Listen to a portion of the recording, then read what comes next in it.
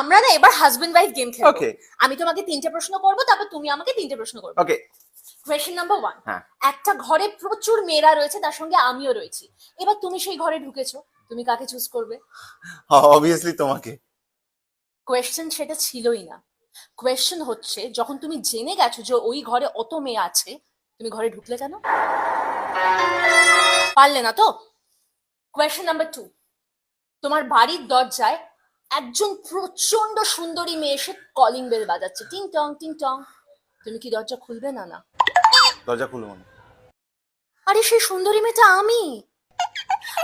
মানে 1 মিনিট, তোমার বাড়ির দরজায় আমি ছাড়া আরো কোনো সুন্দরী মেয়ে?